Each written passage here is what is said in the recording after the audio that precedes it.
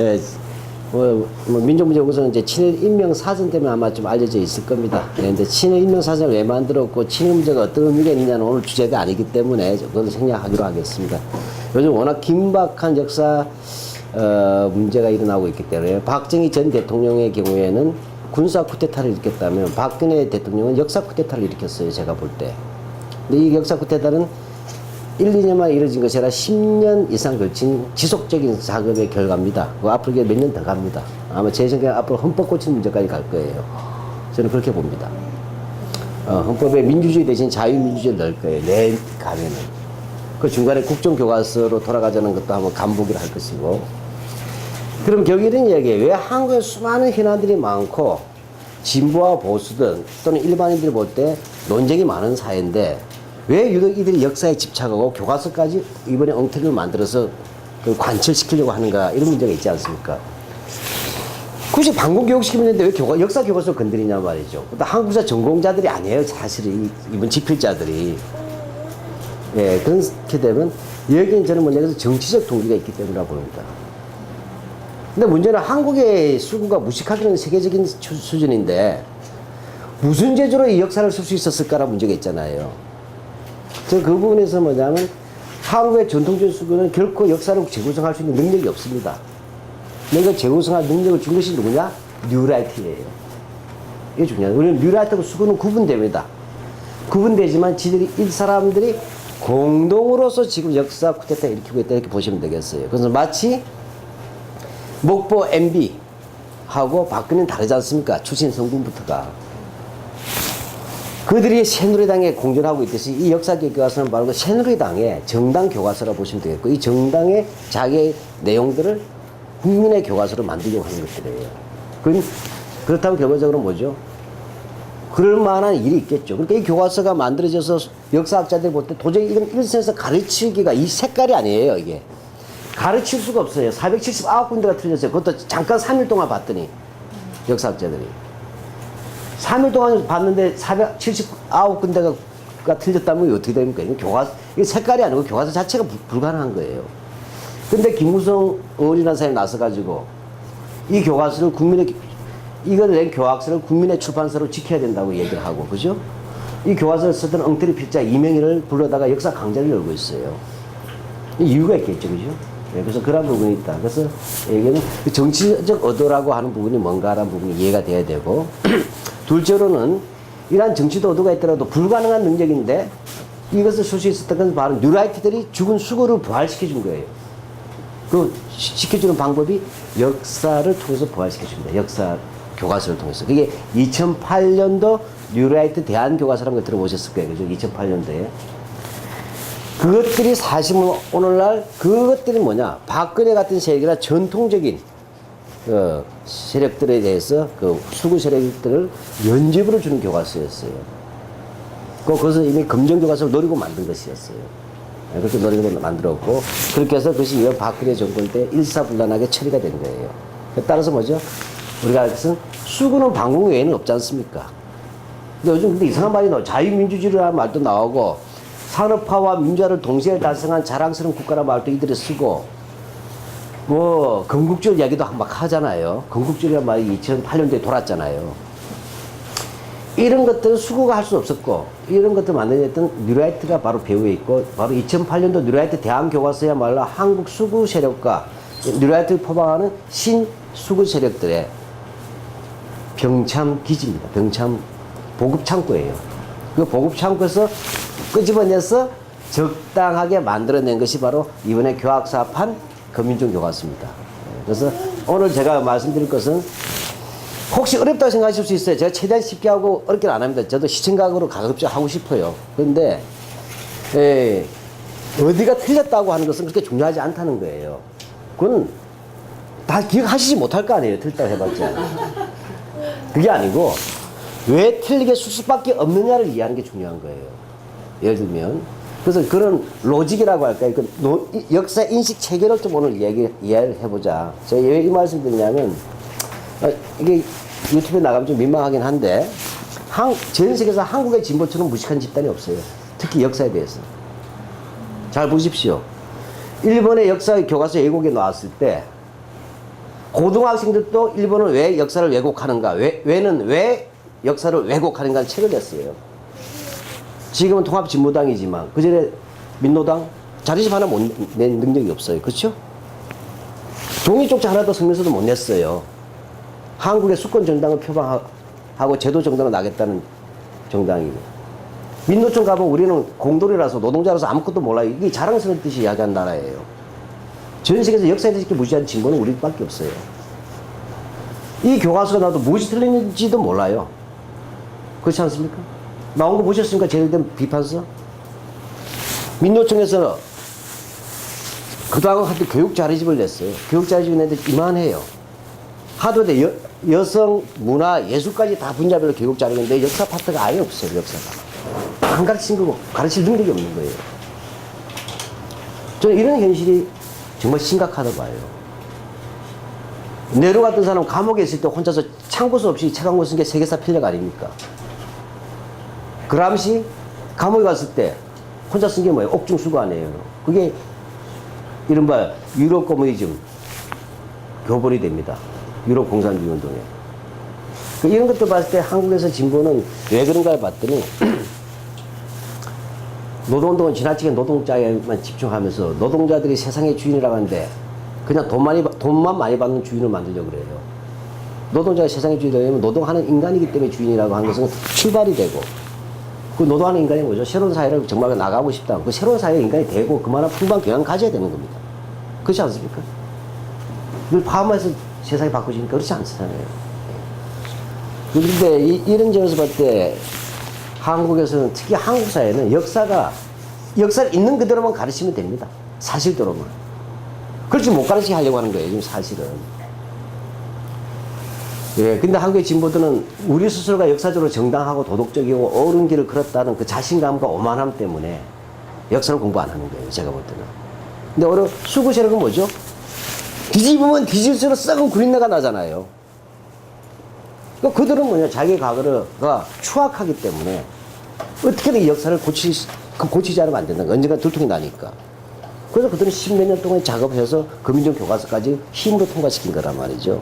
네, 좀 그런 문제에서 이 역사 문제는 한마디로 얘기하면, 이들의 역사 문제는 오늘 한국 사회의 정통이라고 할까, 정맥, 올바른 역사의 흐름을 뿌리째 뽑아서 자기네 쪽으로 옮겨 심게 하는 거예요. 그건 뭐죠? 역사의 기본 축을 옮겨 심게 하면 나머지 청년, 노동, 다양한 운동들 있지 않습니까? 이건 다 뿌리째 다 사라지는 거예요.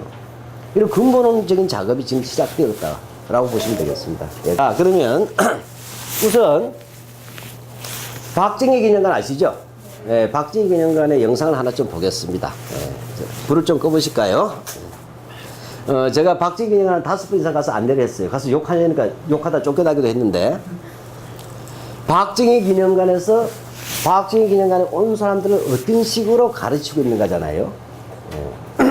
예. 그러한 부분은 민족문연구소 몰카로 찍었어요. 그래서 음향이 좀 좋지 않습니다. 화면상도 좋지 않으면 일단 보시죠, 뭐.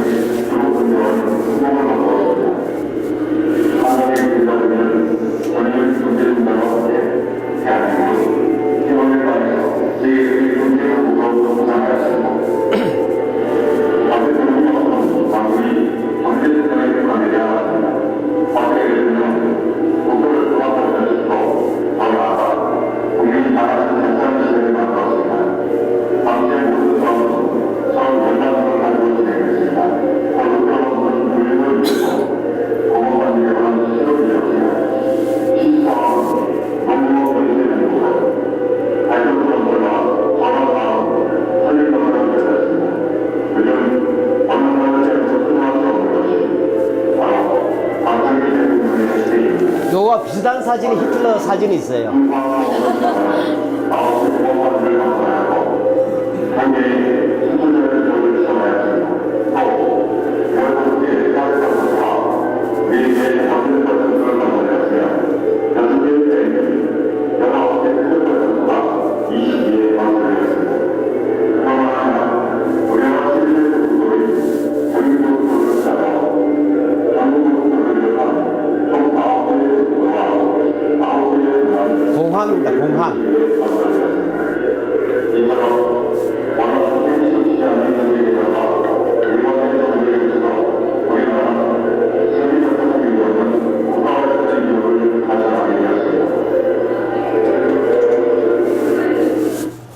하나만 더 보겠습니다.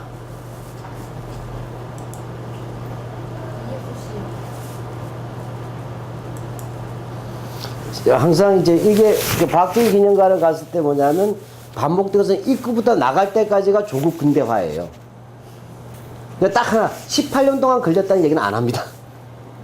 예, 엄청나게 많은 했는데 그것이 18년 동안이라고 하면 모든 대통령에게 18년의 기회를 주면 돼요. 예. 자, 그런데 항상 나갈 때 독재자란 말을 쓰기 싫지. 독재자 할 때는 우리가 뭐죠? 그에게도 알고 보면 어떤 면모가 있었다 그래요. 예? 예, 인간적인 면모. 아시겠습니까? 그러니까 마지막 이걸 보고 나서 나갈 때는 마지막으로 인간 박증을 다루는 겁니다. 그리고 항상 이 인간 박증할 때 독재자나 야수의 심정 같은 놈들은 어떻게 해요? 항상 뭐가 있어야 돼요, 옆에? 미녀가 있어야 돼. 미녀와 야수 시리즈. 그래서 바로 미녀와 야수 시리즈의 박정희와 유경수입니다. 인간 박정희 유경수로 이제 마지막으로 국민들에게 따스하게 다가가는 거예요. 즉 알고 보면 냉혹한 지도자 같지만 무척 눈물이 많고 다정다감하고 국민들에게 아버지 같고 어머니 같다는 이른바 감정 코드 있죠. 감정 코드로 마무리해 갑니다. 그래서 내 마음의 박정희와 유경수를 만들어 주겠다는 거예요. 역시 몰카입니다.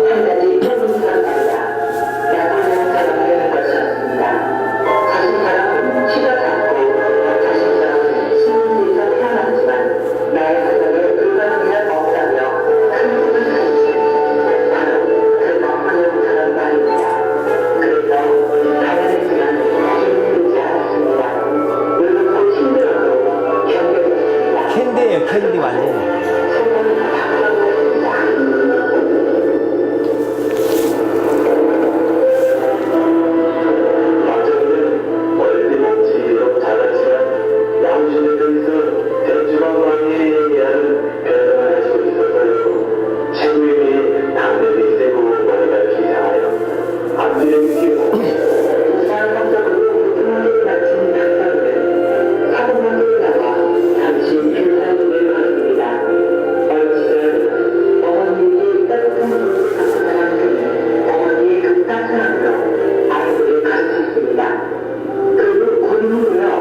일본군 장교가 되었다는 얘기를 하지 않고 있습니다.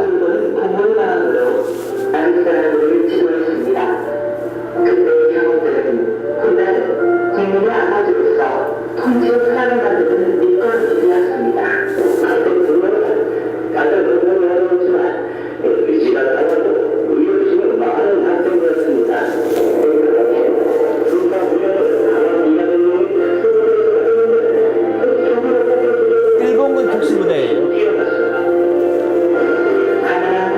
자, 이런 말이 준다. 뭐 할 수만 있다면 뭐든지 할 수 있다.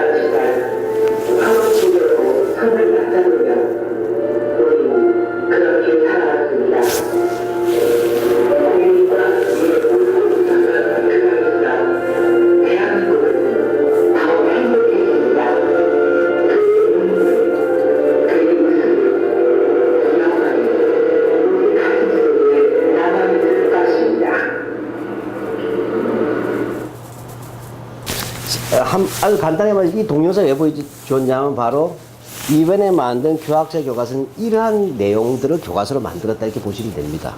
예, 그렇기 때문에 그냥 보여드린 거예요. 예, 그래서 그 마지막에 이것들 어떻게 입체적으로 국민들과 어린아이들을 세례시킨가는 제가 마지막에 다시 말씀드리기로 하고, 자, 오늘 뉴라이트 역사인 시간인데 뉴라이트라는 말 자체가 좀 많이 들어보면 저도 생소하죠. 예, 뭐 뉴 레프트란 말이 있었어요. 1960년대에 뉴 레프트가 있었습니다. 그건 주로 이제 독일의 프랑크푸르트 학파 쪽에서 미국으로 건너간 마르쿠제 같은 사람들이 이제 이른바 전체주의를 분석하고 전체주의를 넘어가서 새로운 좌파 운동을 이야기하자고 했던 게 뉴 레프트 운동이에요.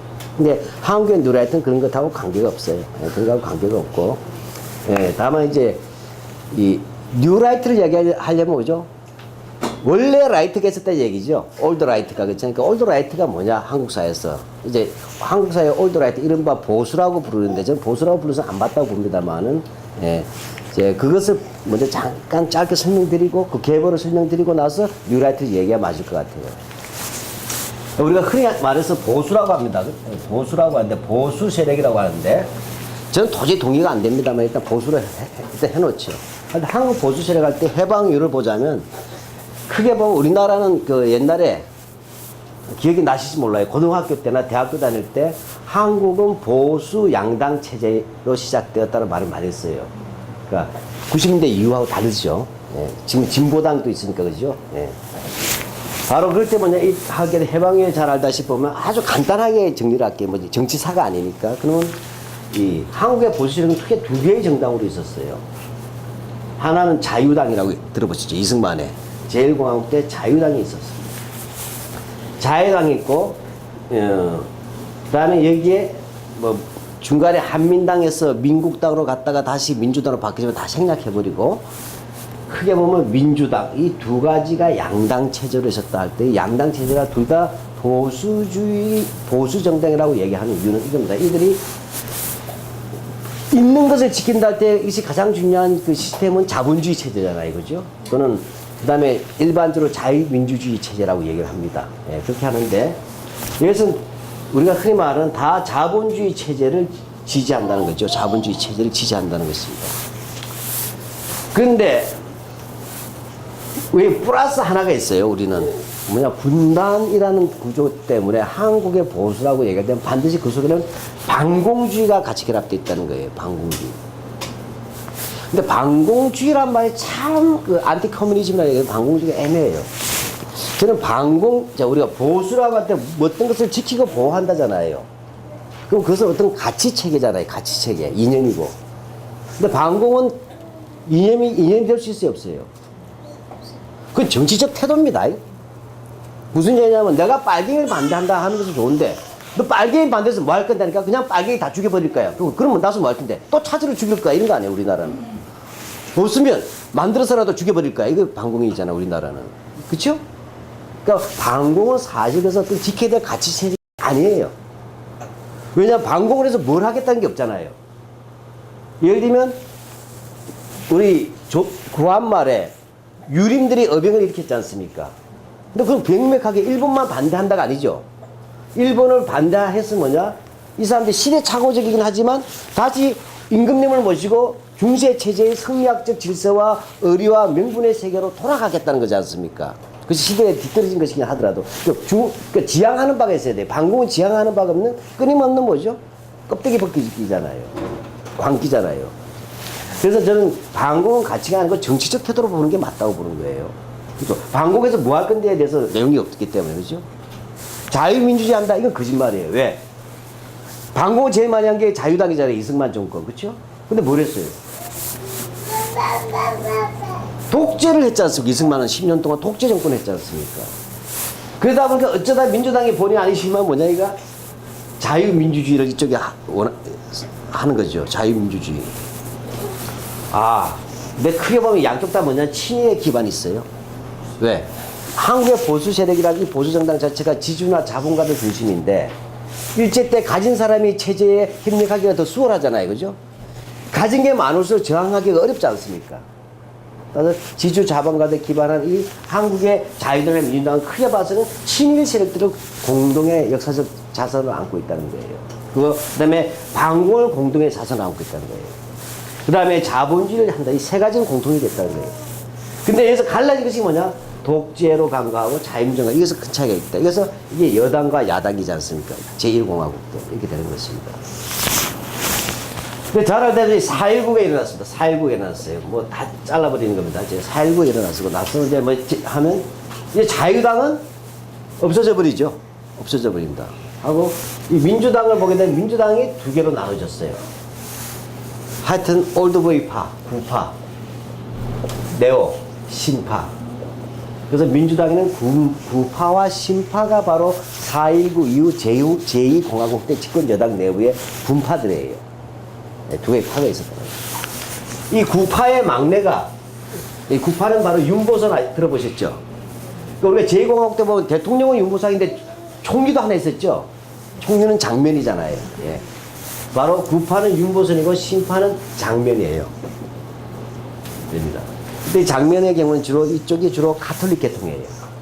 예. 해화동 성당 그쪽 계보예요. 서울에. 이 구파의 막내가 YS입니다. 그리고 신파의 막내가 DJ예요. 예. 이 팀이 뭐냐, 4.19 이후에 몇 번 떨어지다가 4.19 이후에 드디어 뭐냐면 출마해서 당선이 됐어요. 뭐, YS에 뭐 떨어진 것이 없고, 이게 된 거지만. 최연소죠, YS 그 당시로서는. 요즘, 지금은 김광진 의원인가? 내가 뭐, 그 비례니까, 예. 그래서 YS하고 DJ가 구파와 신파의 막내인데 이들이 뭐냐, 곧 5.16 쿠데타에서 국회의원직이 박탈당하는 거예요. 이렇게 되는 겁니다. 이게 바로 4.19 이후에 제2공화국 때는 이렇게 봅니다. 물론 여기에 진보의 도전이 있었죠. 진보의 도전이 있었죠. 이게 뭐냐, 50년대 말에 나왔던 조봉암의 진보당이라는 게 있었죠. 예. 조봉암의 진보당은 뭘 내세웠냐면 사회민주주의를 내세웠어요. 사회민주주의. 뭐 사회주의 굉장히 좀 복잡하지만 아주 간단하게 말씀드리면 사회주의는 굉장히 다양한 흐름이 있어요. 사회주의라고 얘기할 때는 제가 이걸 왜 얘기하냐면 제가 이 교학사 교과서를 썼던 이명희 교수하고 입에서 방송 토론하다가 사회민주주의는 자유민주에 들어갑니까 안 들어갑니까? 들어간다고 얘기하는 바람에 제가 후복절도를 했어요. 예. 그래서 사회주의라고 하는 것은 아주 넓은 의미의 사회주의. 이렇게 봤을 때는 여기는 아나키즘이라는 게 있죠. 무정부주의. 아나키즘이었어요. 어떤 면에서 제일 이제 급진적인 사상입니다. 국가조차도 인정하지 않습니다. 프롤레타리아 독재 인정하지 않습니다. 그 다음에 우리가 흔히 말하는 마르크스주의인데, 뒤에 뭐냐, 마르크스주의인데, 그 다음에 마르크스 레닌주의라고 스탈린 이름 붙였죠. 그 다음에 스탈린 지가 치고 나서 스탈리니즘을 쓴다면, 우리 스탈리니즘 별로 인정하지 않기 때문에, 마르크스 레닌주의가 있어요. 예. 그 다음에 수정파라고 불렸던, 기회주의라고도 불렸지만, 사회주의 오른쪽이라고 보시면 되겠어요. 이게 사회민주주의예요. 이렇게 됩니다. 여기에서 또 갈라져 나온 게 유럽 코뮤니즘이라는 게 있어요. 그러니까 그람시로부터 전에 유럽 공산당 쪽이에요. 근데 대충 이렇게 보시면 되겠습니다. 그때 바로 진보당은 우리나라에서 최초로 사회민주주의를 표방한 정당이었습니다. 그리고 두 번째로 최초로 평화통일을 얘기합니다. 잘 생각해보세요. 58년도 무렵에. 지금도 6.25하면 거품 물잖아요. 한국 사회가. 무찌르자 공산당 때려잡자 김일성 이거 아니에요. 근데 요즘 너무 반공의식이 없으니까 다시 반공 재교육시켜야 된다는 거 아니에요. 저 한국전쟁 6.25가 일어난 이후에 사실은 처음으로 증오와 관계의 시대가 왔잖아요. 그전에는 증오와 관계가 그렇게까지 크진 않았어요. 근데 지금 6.25라고 하는 것은 뭐예요? 정규전이 있었죠. 국방군과 인민군. 그 다음 뭐죠? 유격 때 게릴라전이 있었죠. 우익계의 경우에는 뭡니까? 9월산 유격대 있었죠. 좌익의 경우는 지리산, 빨치산이 있었잖아요. 마을에서는 어떻게? 마을에서는 서로 죽창 두고 죽여버렸잖아요. 유교란 전쟁은 관계 전쟁이에요. 정규지형, 비정규지형, 그 다음에 뭐죠? 민간인들의 살육. 이게 그것에서 뭐냐면 증오가 커져나갈 때 조봉화 같은 사람은 뭡니까? 이 유교 전쟁을 어떻게 해석하느냐 문제잖아요. 역사적으로. 그때 뭐냐? 이승만은 다시 북진 통일하고 북한에서는 적화 통일을 이야기하는 그 순간에 그게 무력투쟁이죠. 둘 다. 다시 한 번 더 붙자! 씩씩거리면서 이런 상황 아니에요. 이길 수 있었는데 이러고 서로 씩씩거리고 있는데 뭐예요. 조봉암의 경우에는 안 된다. 이제 전쟁은 안 된다. 왜? 게다가 뭐 수소 폭탄도 개발되고 이런 거예요. 이제는 재래전이 아니라 다음에 우리가 일어난다면 이제는 공멸밖에 없지 않느냐. 증오에서 화해로 나가야 되고, 그것은 그 통일은 무력에 의한 전쟁에 의한 통일이 아니라 바로 평화 통일로 나가야 된다라고 이 말 하는 바람에 처형당해 죽는 거예요. 결과적으로는 간첩 사건이 조작돼가지고.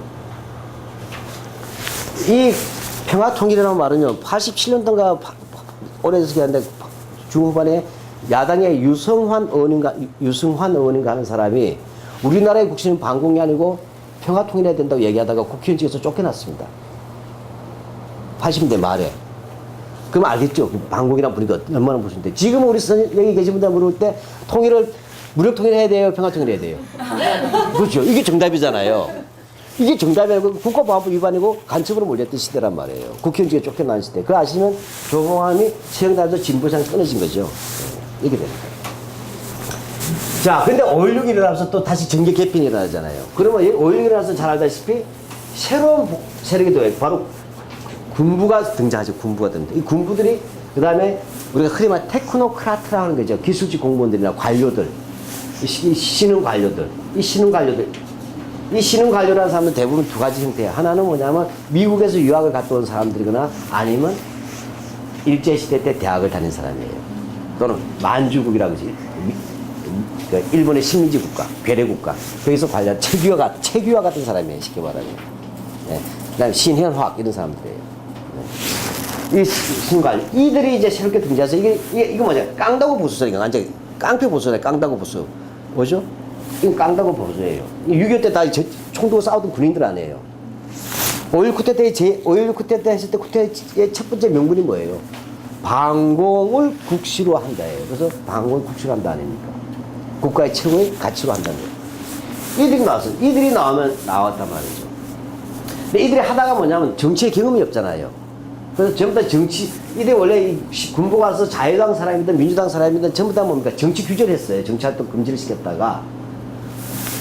언젠가 풀어줘야 되잖아요. 풀어주는데 자기들이 노하우가 없잖아요. 정치에 대한 노하우가. 그게 뭐냐? 구자유당 인맥들 다시 들어옵니다. 그래서 이것이 공화당이에요. 공화당. 이게 공화당입니다. 민주당은 좀 더 갔지만, 그때 굉장히 야당은 복잡합니다. 진보나 야당은 분열해서 망한단 말 있지 않습니까? 예. 복잡 다 생각하면 이게 신민당이에요. 그러니까 우리가 흔히 말하는 신민당, 그래서 제3공화국이라고 하죠. 박정희 시대에. 얘는 바로 신민당과 공화당인데 이것이 보수 양당 체제입니다. 그러니까 진보는 없죠, 그죠? 예, 없어요. 그렇게 되어 왔고, 박정희 주면서 11.6 쿠데타가 일어나지 않습니까? 박정희 죽이고 나서, 그 다음에 신군부가 들어서죠, 신군부. 신군부가 들었는데, 이거 알고 크게 보면 군부 세력이죠. 박정희에게 충성했던 그룹들의 전도하는. 바로 5.16 쿠데타가 일어났을 때 뭐죠? 육사 생도들이 쿠데타 지지가 행진했지 않습니까? 이걸 조직한 사람이 전두환이에요. 그래서 박정희가 발탁합니다. 너 이놈 괜찮구나 해서. 그래서 신이 그룹이 되는 거예요. 전두환은. 군부지만 이들은 그때 공화당 그대로 받을 수는 없잖아요. 그 당시로서는 전부 다 뭐냐, 박정희 죽었을 때 사실은 안 죽었으면 뒤집어 엎어졌을 시대 아닙니까? 그러니까 전두환도 그걸 안고 갈 수는 없죠. 그래서 공화당 누가 안고 갑니까? 김종필이 안고 가잖아요. JP가. 사실 김종필이 말은 공화당을 만든 사람이잖아요. 그거 뭐죠? 중앙정보부를 만든 사람이에요. 네. KCIA를 만든 사람이란 말이에요. 정통이죠. 그래서 이 공화당인데, 이 김종필 되어 있습니다. 그래서 이것은 뭐냐면, 해서 그 중간에 이제 복잡한 계보가 있지만, 다 생략하면, 자, 그래서 이게 신민당과 공화당과 이게 오게 돼서, 여기서 이제 민정당이 만들어지고, 그죠? 민정당. 뭐, 여기 뭐, 여러 정당이 나왔지만, 결과적으로 나중에 이제 민주당까지 오게 되지 않습니까? 그래서 지금의 민주당까지 오게 됩니다. 그죠? 오게 되는데. 뭐, 열린 우리당이고 뭐 하더라도, 결과적으로 민주당으로 왔지 않습니까? 왔는데, 여기서 중요한 것은 뭐냐, 이 YS계가 이쪽으로 들어와 버리죠. 즉, 다시 말하면, 한국의 이 보수에서 자유민주주의를 내서, 뭐죠? YS계를 쉽게 말하면 부산, 경남, PK 아니에요. 그죠? 부산, 경남파가 바로 여기로 들어오면서 들어와 버렸다는 거예요. 그래서 만들기 신한국당 안 해요.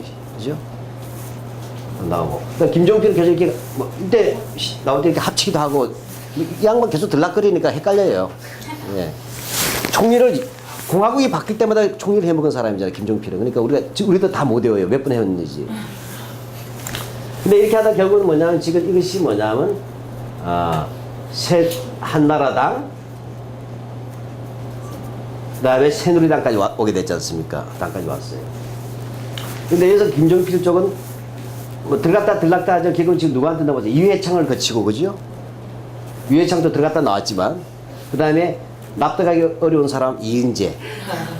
그래서 이제 지금 뭐죠? 충청도 부여 정당이 돼버렸잖아요. 충청남도 정당이 됐어요.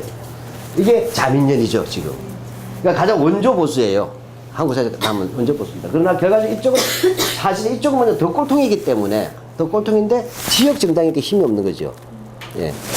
가장 올드 앤드 올드 보이예요, 이쪽은. 근데 결과적으로 뭐냐, 이거 하나도 다 볼 수가 있겠죠. 결국 그렇게 되면서 한국의 보수는 바로 자유당과 민주당. 예? 그래서 구파의 YS예요. 그죠? 그 다음에 저 군부, 이렇게 신군부, 이런 것들이 다 합류해서 모여버려서 이쪽을 형성했다는 얘기예요. 이 민주당도 사실 보수잖아요. 보수인데 여기에 새로운 색깔이 들어온 거예요. 여기서 BJ가 계속 남은 게 호남계가 돼버렸죠. 호남계. 근데 호남계가 있지만 여기 벌써 쓴소리 하는 사람이 있죠. 미스터 쓴소리라고 하는 국회의원이 있었어요. 조윤형이라고. 이런 사람들은 바로 뭐냐고 옛날에 바로 요 시기에, 그죠? 예? 정치적 인물들이에요. 그 올드 민주당이에요. 이제 그 사람이 사라져버리면서 이제 호남계가 된 거고, 여기에 뭐죠? 족복 없는 사람이 들어와 버리죠. 노빠라고 부르나요? 노란 샤츠 입은 사람이 들어온 거예요. 그래서 노무현, 여기서는 바로 시민사회, 그죠? 시민사회의 어떤 그런 가치관들이 들어오면서 바로 민주당은 보수당임에도 불구하고 그 안에 스펙트럼이 생겨버린 거예요. 그리고 물론 여기에 언제나 뭐죠? 이 보수든 여기든 누가 또 늘 공급되었어요. 죽을 만하면 살려준 것도 누구예요? 한국의 운동권들 아니에요. 그렇죠? 특히 서울대고대 연대들. 저도 그쪽이니까 말할 수 있어요. 언제나 보수가 죽을 때쯤 되면 뭐죠? 회춘의 비방으로 이들이 들어가가지고 쇄신시키다 들어가서 보수를 헷갈리게 만드는 거예요. 그럴 때는 운동이 아니고 항맥, 선후배관계에 들어가서 끼어들어가서 추천해서 가고. 그렇죠? 예. 그리고 심지어 운동을 팔아먹은 심재적 같은 인간들이 스캔들만 이렇게 오리잖아요. 예. 자, 이렇게 해서 뭐냐면 이루어집니다. 이런 것들이 되어 있습니다. 그러니까 다시, 자, 이게 뭐 어때? 이때쯤 돼서 와서 그냥 시민사회 욕망 외에도 이제 우리가 이제 뭐 진보당이 있었죠. 그죠? 이거 뭐, 쉽게 말하면 민중당 운동부터 쭉 돼가지고 그 진보정당, 있었습니다. 제가 이렇게 했어요. 그럼 제가 여기서 지금 이 말씀드린데, 이렇게 일단 한국의 보수는 크게 보면 어떻게 하냐면, 민주당 이런 부분들이 들어오기 때문에 상대적으로 민주당은 기본적인 보수 정당이죠. 뭐 요즘 사실 김한길 대표 보면 헷갈리지 않습니까?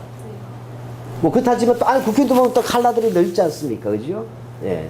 또 그렇게 되니까 기본적으로 보수지만 그래도 어떤 시민사회라 변하는 시대에 따른 새로운 가치념들이 분명히 존재하고 있다 할 때 여기는 전혀 아니죠. 한 나라가 아니라 이제 딴 나라에 살고 있는 사람들 아니에요. 그러니까 이들을 봤을 때 이들은 바로 이런 자유당이든 군부든, 그렇죠?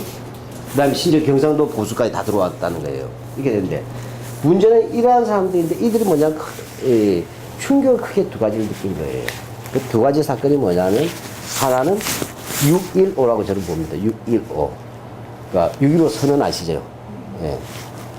이런 거라고 저는 생각해요. 물론 주관적입니다. 이건 현재 진행되는 역사니까 제가 역사학도로서 이게 정답이라고 볼 수 있지만 제가 봤을 때는 이런 거예요. 이 전통적으로 한국에서의 모든 정치에 있어서 뭐냐면 도덕적 판단이 뿐만 아니라 모든 가치물적인 반공인이 아니냐였잖아요. 사실. 그렇죠? 그건 사실이었어요. 굉장히 중요한 거죠. 그래서 우리가 어릴 때만 하도 우리 동네에 또래 우리 여자아이들이 고무줄할 때 제일 많이 부른 노래는 뭐예요? 50대들. 그건 좀 더 유해졌을 때예요. 제가 50대니까. 50대로 왔습니다. 알죠? 무찌르자 공상당 승공 오랑캐, 이게 고무줄 노래 주제가 아닙니까? 그렇죠? 예. 내가 부산 현대사 할 때 바닷물이 들어오면 도망갈 때 우리는 일사후퇴 하면서 도망갔어요. 그렇게 컸단 말이에요. 뭐 그전 약하죠. 우리 어릴 때 도시락고 해, 도시락고 해, 헤이 도시락고 해 들어보셨어요? 그거는 더 기가 막힌 거예요. 일찍 1904년, 1905년에 도고 헤이 하치로라는 일본 제독이 러시아 함대를 격파합니다. 스시마섬에서. 도고 헤이 하치로, 헤이, 헤이, 헤이, 이런 뜻이에요.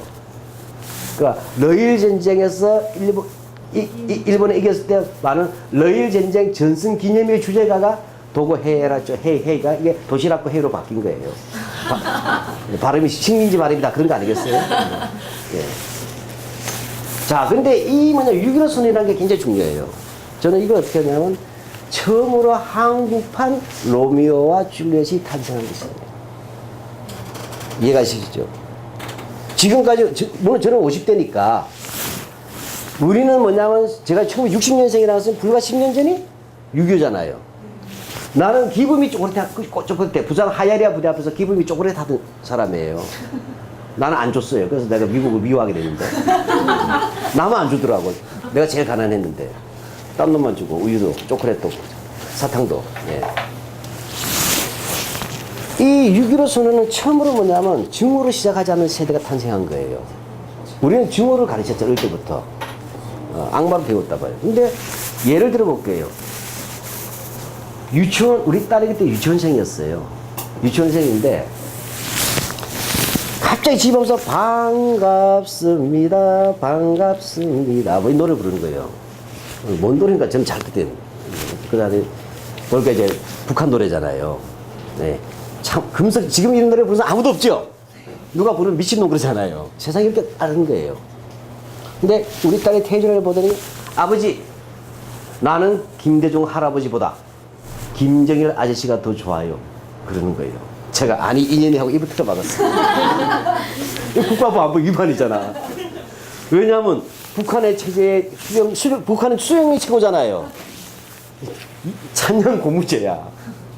너 큰일 난다. 입 탁 다물고. 두 번째로 남자 보는 눈도 문제가 있다. 너 이런 거. 네. 농담입니다. 싫어해요. 그래서 내가 얘한테 너 북한 애들 안 믿니? 북한이 안 믿는데 못 알아듣는 거예요. 이걸 first socialization, 최초의 사회화라 그래요. 우리가 새들이 우리 뻐꾸기 둥지로 날아간 새나 이제 뻐꾸기 같은 거 있잖아요. 이거 보면 알지만 새끼가 태어나면 자기 제일 먼저 본 사람을 엄마로 생각하죠. 그 비슷한 거잖아요. 우리는 제일 먼저 뭐죠? 때려잡자 공산당 무주자 때려잡자 김일성부터 배우는 우리는 아무리 북한 가도 정이 안 가. 그렇게 배우는 거죠? 조기 교육이 무섭단 말이에요. 얘들 뭐 최초의 교육이 뭐냐면 반갑습니다 노래 배우고 그 다음에 순환비양장에서 서로 껴안고 그 다음에 먼저 남북 어깨동무 운동하고 편지 쓰기 하고 이런 거 본 거 아니에요. 우리 아들은 그때 좀 이따 중학생이 됐어요. 노무현 대통령 때겠죠? 중학생이 됐는데 글을 썼는데 6.25에 대해서 글을 썼어요. 내가 읽어봤더니 6.25의 교훈에 대해서 쓰는 거예요. 그러면 우리 같으면 이 어린 연사 목놓아 피노아 순환한다 이렇게 해야 되지 않습니까? 나는 죽었노라 25 젊은 나이에 중국의 하늘을 지키다 뛰어 숨졌노라 내 손에는 벌지 못할 총대 하면서 녹슨 철모하는 모윤식의 국군은 죽어서 말한다 이런 식으로 기본적으로 우리 외워야 되는 거예요. 방공소년들은. 그래서 나는 콩사탕뿐 아니라 공산당도 싫어 이러면서 나가야 된단 말이에요. 근데 이 코드가 달라진 거예요. 얘는 6.25 전쟁 때 엄청나게 많은 사람이 죽었습니다. 엄청 많은 사람이 죽었는데 이 엄청나게 죽은 남한과 북한의 악권 젊은 형들이 그 이름 없는 골짜기에서 우리 비목의 노래처럼 쓰러져 백골이 되어서 지금 우리들을 보고 울고 있습니다. 그들이 우리들에게 말을 합니다. 우리는 부질없이 서로 미워하고 싸우다가 헛된 젊음을 죽고 애꿎은 젊음만 다 날리고 또 결국 이 전쟁을 했지만 오히려 서로 미워하게 되지 않느냐. 부디 너희들은 사이좋게 지내서 우리처럼 서로 찔러 죽이지 말라고 백골이 돼서 숲에서 서로 말없이 바람 속에 울고 이야기하고 있습니다. 이렇게 이제 당선이 됐어요. 이건 굉장히 용공적인 발언이에요. 내가 볼 때는. 이런 세대가 등장해버린 거예요. 6.15 시대는 어른들이 아니에요. 내가 볼 때는. 바로 그때 유치원생이 지금 고등학교 2학년, 3학년입니다. 이들에 대한 교과서 교육이, 재교육이 시작되는 거예요. 자, 그래서 뭐냐면, 사실에서 이 통용전에 여기서 얘기하자는 아닙니다만, 저는 이 세대가 한국의 로미오와 줄리엣이, 그럼 잘 알다시피 셰익스피어의 로미오와 줄리엣은 어떤 얘기예요? 몬타구 집안과 카프레 집안의 원한의 가문 속에서 불초자들이 나와가지고 뭐죠? 금지된 사랑을 한 거잖아요. 금 밟으면 죽는 사랑을 했어요. 그죠? 네, 피고 같은 사랑을 한 거야. 근데 로미오와 줄리엣이 사실은 몬타규 집안과 카프레 집안이 원한이라는 걸 알았지만 서로 옆구리 찔을 때는 몰랐잖아요. 그렇잖아요. 사랑하고 난 다음에 미워하는 게 안 돼버렸죠?